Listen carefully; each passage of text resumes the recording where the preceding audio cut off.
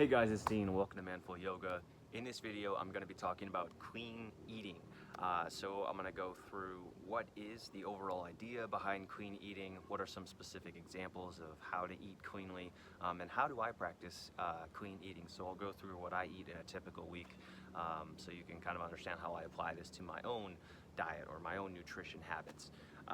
This is part of our member question series, in which we address a particular question from one of our members, or just a question that I thought was good, worth answering, something that might be interesting or helpful to you guys. If you're watching this on YouTube or social media, be sure to like the video, leave me a comment, or if you have questions. If you're watching this in the members area, thanks for being part of the Manful Yoga community. So here we go.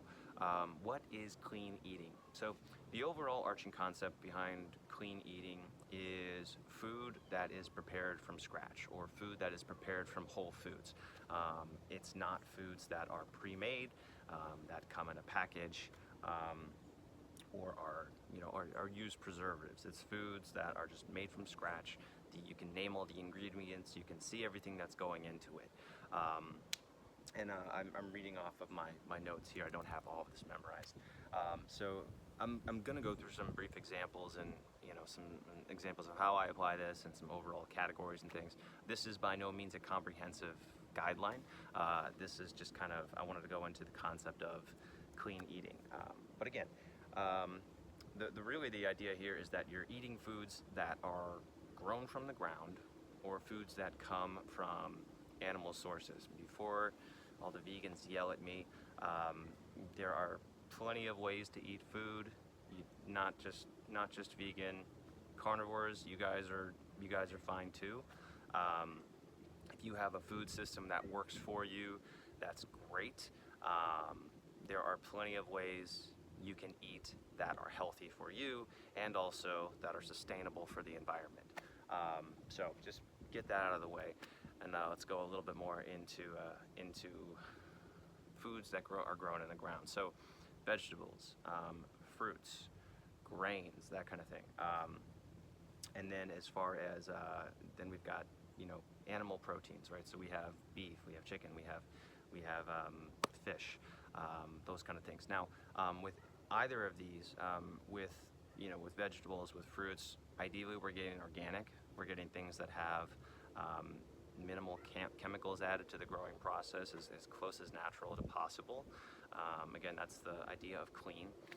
And then with your meats, you want to have really high quality meats. You want to have you want to have beef that is grass fed. You want to have chicken that is sustainable, and that is, why am I blanking on the term? Pasture-raised. And then with fish, you want to have wild-caught fish. You don't want to have farmed fish. So these are some broad guidelines to having real food in terms of the main things, right? The vegetables, the fruits, and your proteins. Moving along, we've got nuts. Ideally with the nuts, we want to make sure that we're having unseasoned or unsalted nuts. Almonds, Brazil nuts are great. Spices and salts. Spices and salts are part of clean eating. The only reason why flavoring or by seasoning would be not considered clean eating is if it's added beforehand to a pre-made food, or if you're adding too much of it. But as far as using spices like garlic or chili powder or paprika or onion powder or salt or pepper, most of these things actually have some benefit to them. A lot of people demonize salt, but the reason why salt is so bad is because most of us just consume way too much of it. It comes in copious amounts in pre-made foods.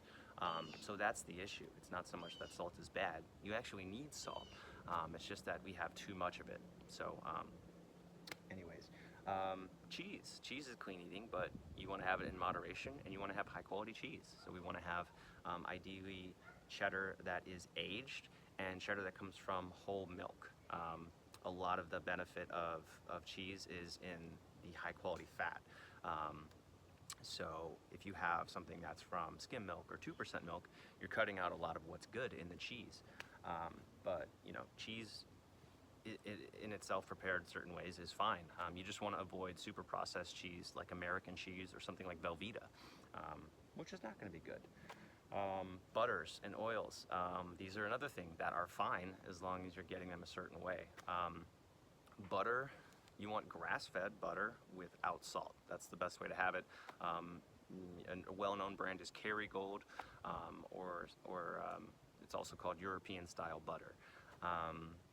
With oils, I usually just stick with olive oil, or with avocado oil or refined MCT oils.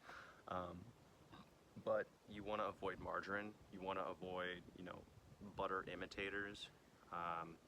You want to avoid things like in the oil section, things like grapeseed oil, canola oil is really bad, vegetable oil. The problem with oils and butter isn't the everything. It's when you have fats that your body has trouble breaking down, and that's what canola oil is. That's what things like sunflower oil, safflower oil. All of these things are really tough on your digestive system. Just doesn't break them down very well. So that's where the issues come from. But healthy fats in moderation is something that you actually need for hormone health, for sleeping better, for telling your body that you're full. So it's actually really important that you're having those. And then bacon fat, lard, tallow, those are things that are also clean eating, but again in moderation. Those are from animal products. Those are not things that were built in a lab. Those are real foods. And again, you just want to have them in moderation.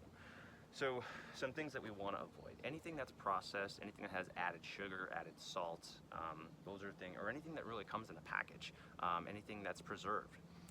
So, if you're looking at a pre-made meal, if you're looking at a snack that you open up a wrapper, we're looking at potato chips. Those are foods that I would not consider clean.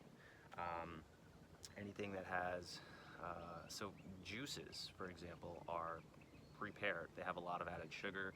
You're missing out on all the fiber, all the other benefits of having the whole plant or the whole fruit or the whole vegetable itself. We want to avoid things like candy, cookies, anything with added sugar. So, cookies, ice cream, that's definitely not clean eating. We want to avoid things with the added fat and salt. So that is something like peanuts with a bunch of added salt, or nuts with a bunch of added salt. The alternative there is to just get the nuts without added salt. And then in terms of drinks, avoiding soda, avoiding juice, even avoiding healthy drinks that you don't prepare yourself, because they often have a lot of added sugar. Flavored coffee drinks, frappuccinos, lattes, that kind of thing. I really only drink a couple of beverages. I have water, I have coffee, and then I make my own smoothies from scratch. So that is something that's completely from scratch, though. I can name all the ingredients. I see everything that's going into it. So that's just kind of a broad overview. Again, the common theme here is that we can see all of the different foods that we're putting into what we're eating. It's not prepackaged. It isn't something that lasts for weeks and weeks and weeks. It's not something that you unwrap to open. These are things that you prepare yourself, or someone else is preparing from the source of food itself. And then I did want to go just a little bit into what I eat typically during the week. Try to be as quick as I can with this. By the way, you can read the description. I'm going to just kind of copy and paste my notes into this so you can see it might be easier to consume that like that. So every day I have a smoothie, which is made completely from scratch. I have berries in it. I have power grains. I have chia seeds, flax seeds, and hemp seed. I also add in a peptide protein powder, which is sourced from bovine.